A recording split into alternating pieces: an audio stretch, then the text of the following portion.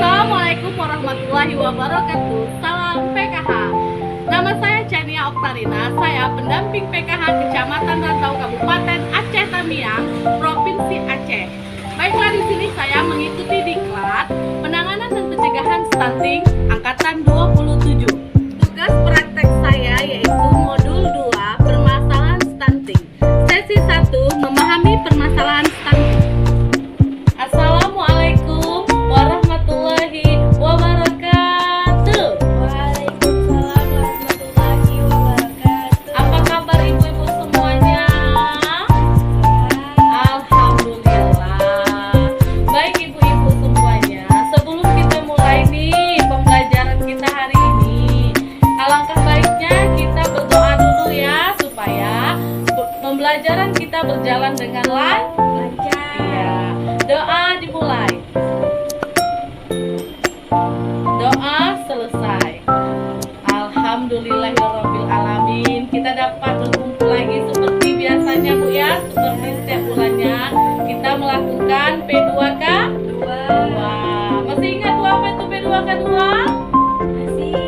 Iya dong, tentu dong. Udah sering kita lakukan kan? Supaya ibu-ibu semangat nih, kita tepuk lagi P2K 2 ya. Baik ibu-ibu, kita tepuk P2K 2-nya ya. Ya. Tepuk P2K 2. Pertemuan, peningkatan, kemampuan, keluarga. Udah semangat ibu-ibu semuanya? Sudah semangat? Sudah semangat? Sudah. Oke, kita masuk ya pembelajaran kita hari ini. Materi kita hari ini, maaf ya Bu ya, materi kita hari ini adalah ini dia. Nampak? Nampak? Nah, ini dia. Kalau nampak Bu? Nampak Bu. Alhamdulillah. Modul 2 permasalahan stunting. Ya, modul 2 permasalahan stunting. Sebelum lebih jauh nih tentang permasalahan stunting yang kita lihat, ibu-ibu, saya akan membacakan dulu sebuah tujuan supaya ibu-ibu mampu nih menangani stunting serta berperan aktif dalam pencegahan dan penanganan stunting. Terus ibu-ibu nih mampu yang kedua ya, menjelaskan konsep diri.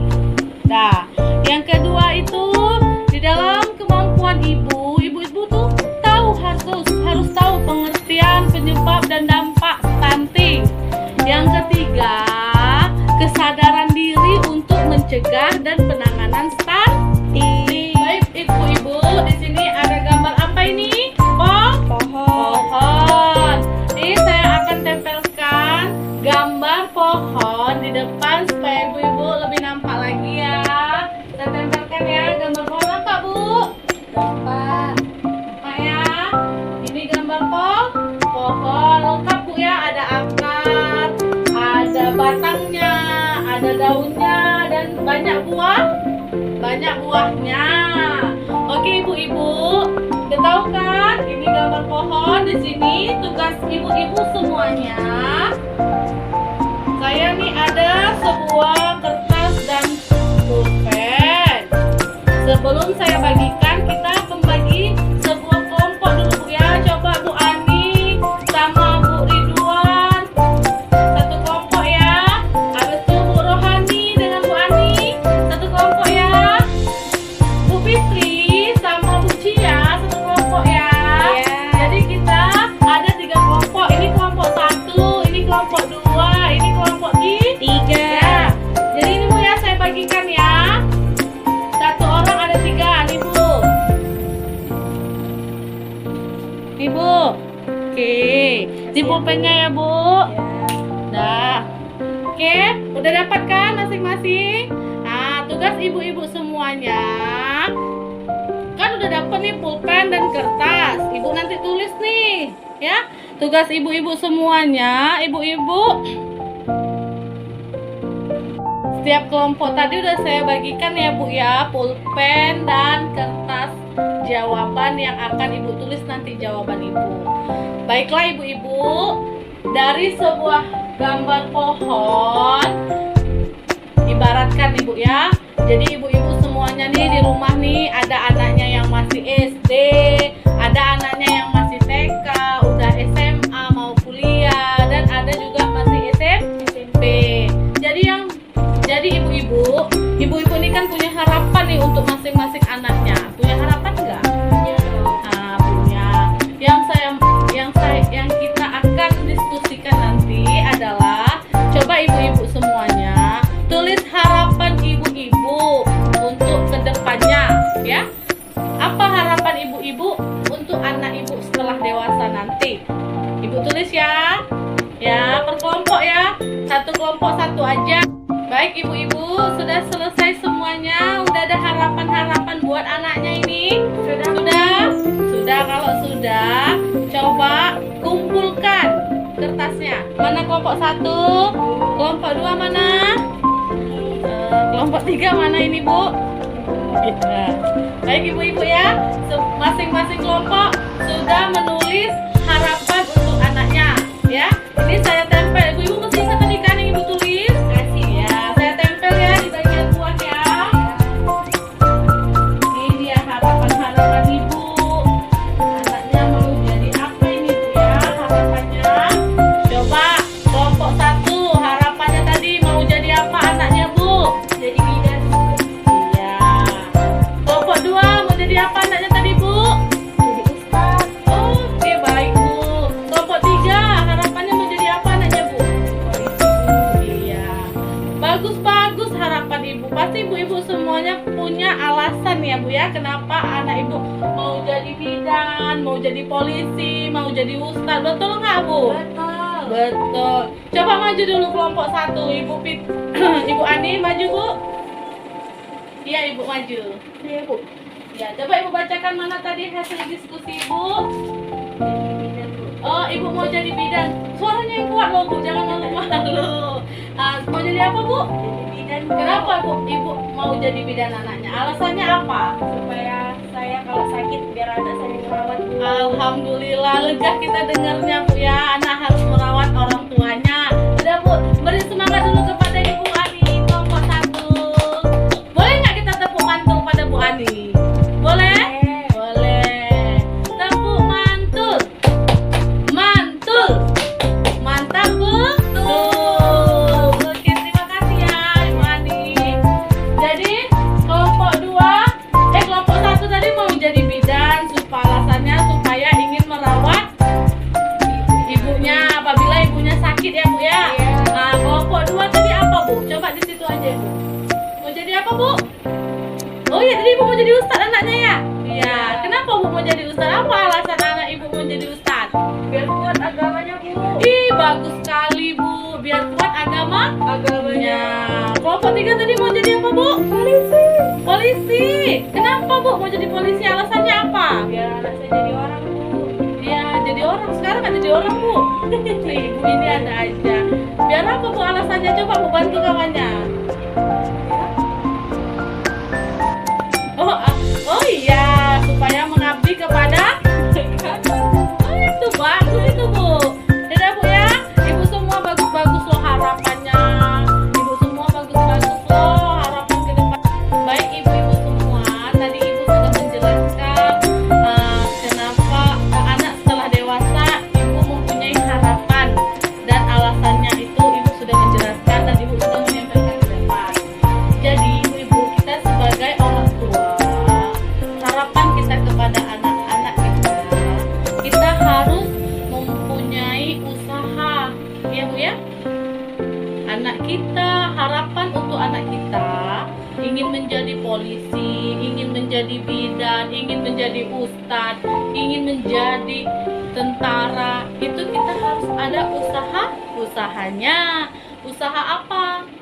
Apabila anak kita mau jadi polisi, mau jadi tentara, ada usahanya, Bu ya. Sekarang saya minta kepada ibu-ibu di kelompok masing-masing tulis usaha yang Ibu lakukan setelah anak Ibu dewasa dan menjadi polisi tadi, bidan tadi, ya, ustadz tadi. Oke, Ibu tulis ya, Bu ya. Sudah selesai.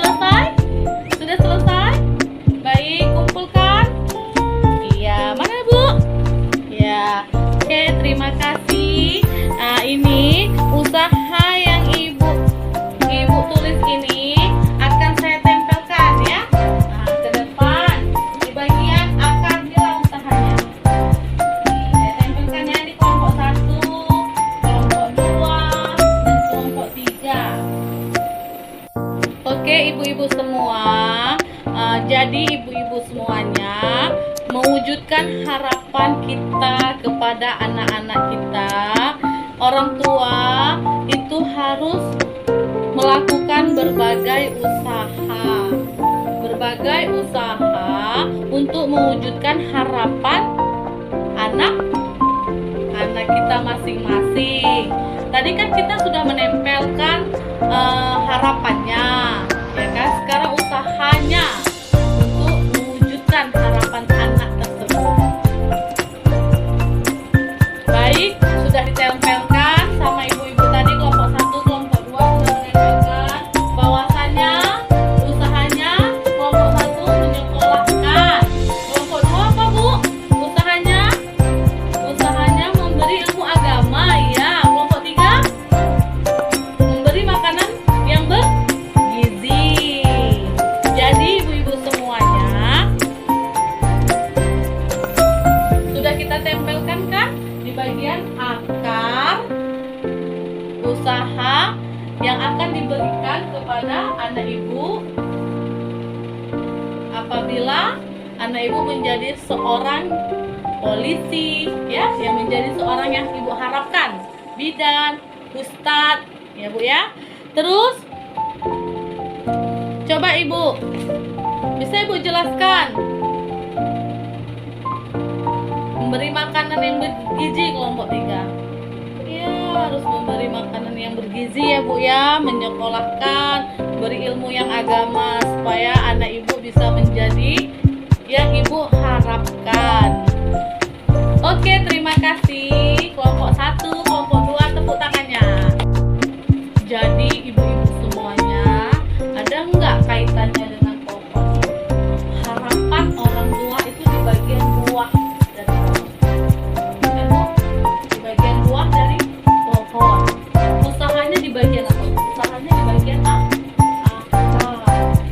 Jadi ibu-ibu semuanya, jika orang tua ingin anaknya menjadi sukses, orang tua perlu konsisten melakukan berbagai usaha untuk mewujudkan harapan anaknya. Terus ibu-ibu semuanya mendukung pertumbuhan untuk mencegah anak menjadi stunting. Guna apa? Guna supaya anak berprestasi, ya Bu ya. Jadi ibu-ibu semua harus dukung nih, ya, mendukung supaya anak tadi tumbuh kembangnya dengan baik, terhindar dari stunting, supaya anak ibu berprestasi hingga menjadi orang yang ibu harapkan. Jadi kan ibu tuh harus ada usahanya kan.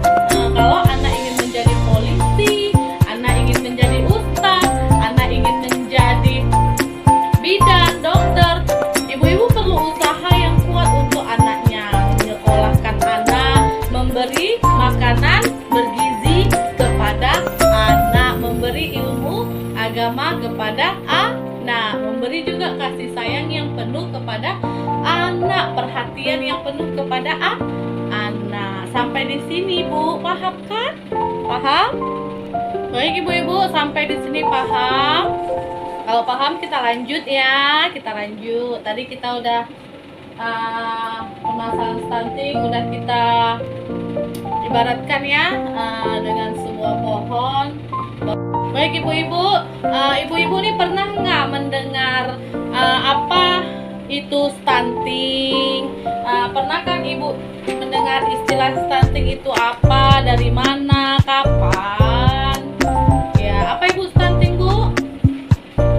Ya?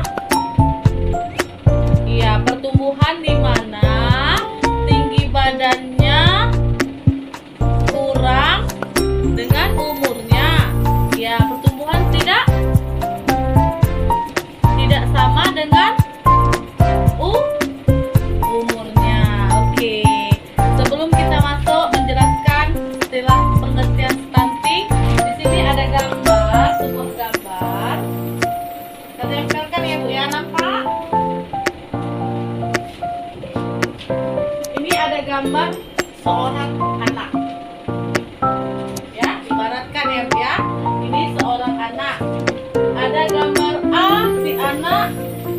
usianya sama nih.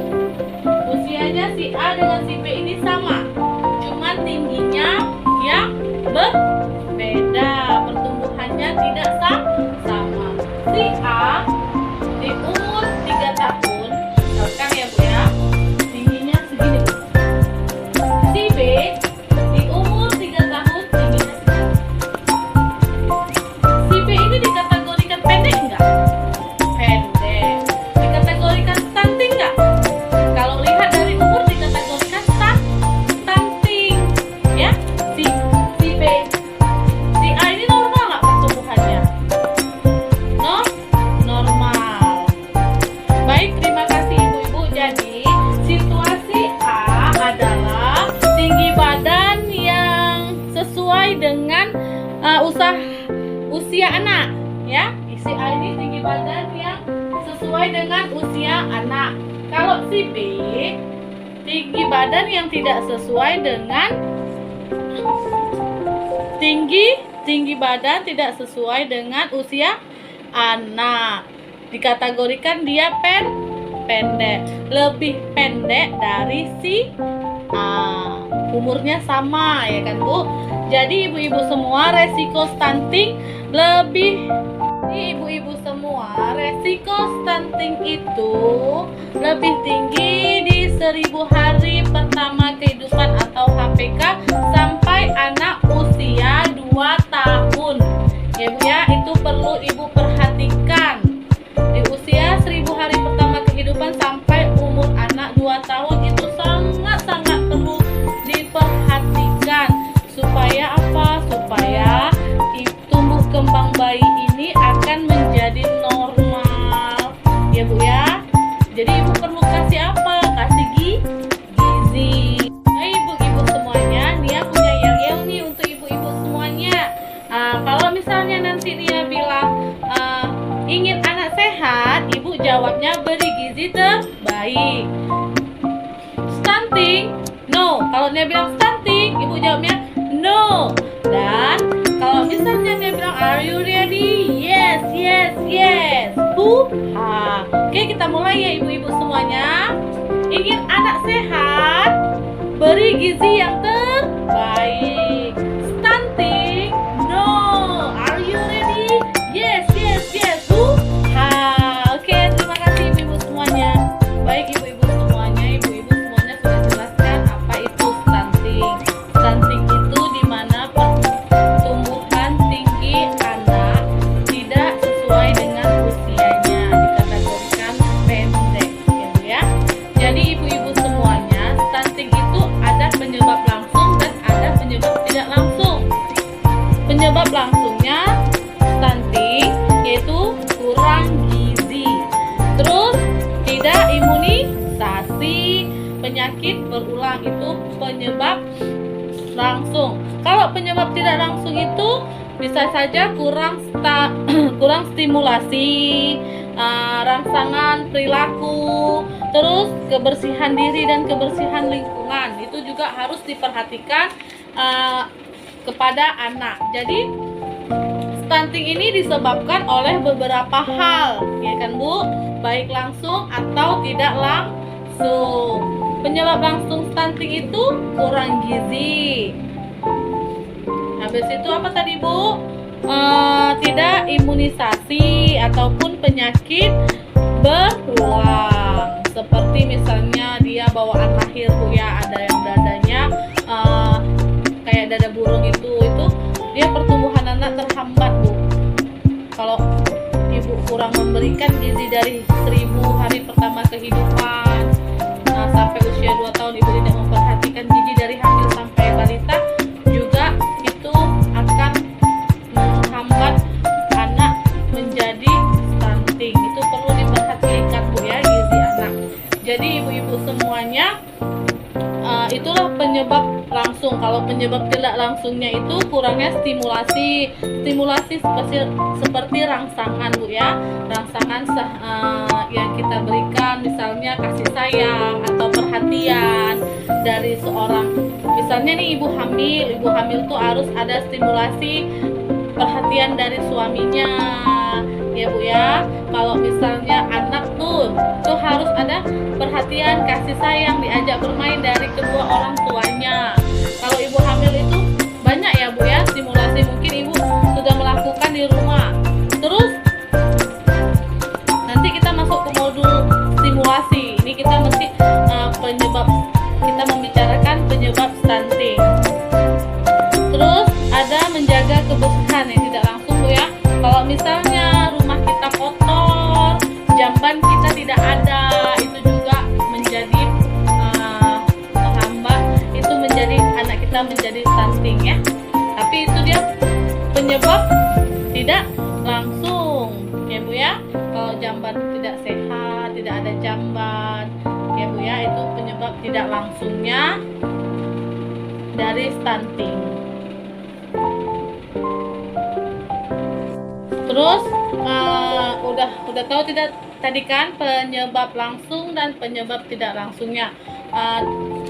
Yang kedua ada dampak stunting. Dampak stunting pada anak itu akan gagal tumbuh ya Bu ya. Ingat ya, gagal tumbuh, gagal kembang.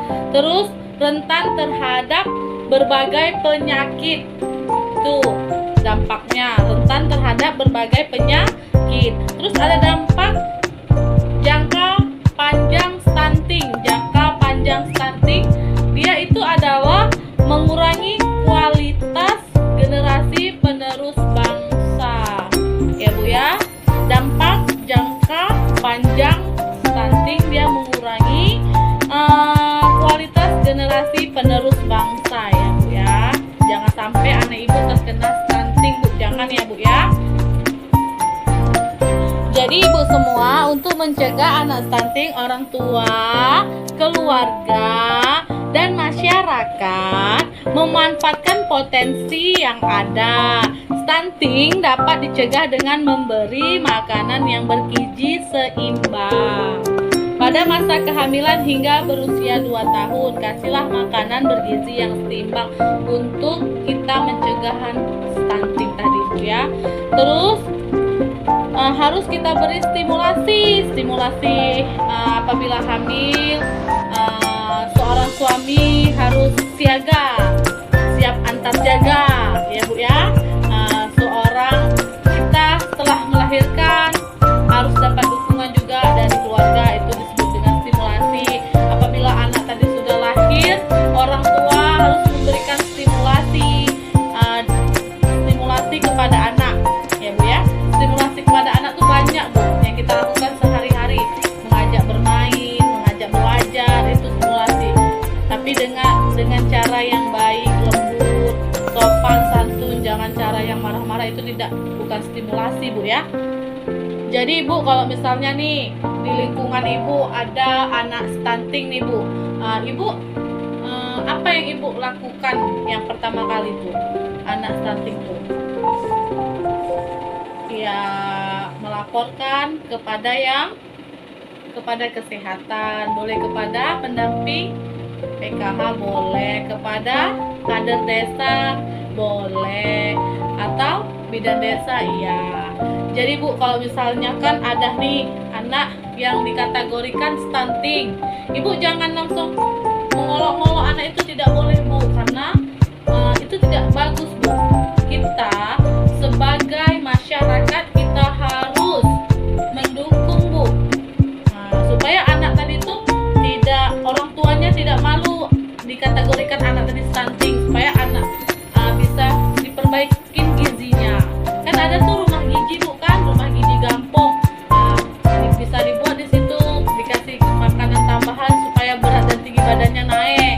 Jadi anak tersebut tidaklah dia minder ya Bu ya.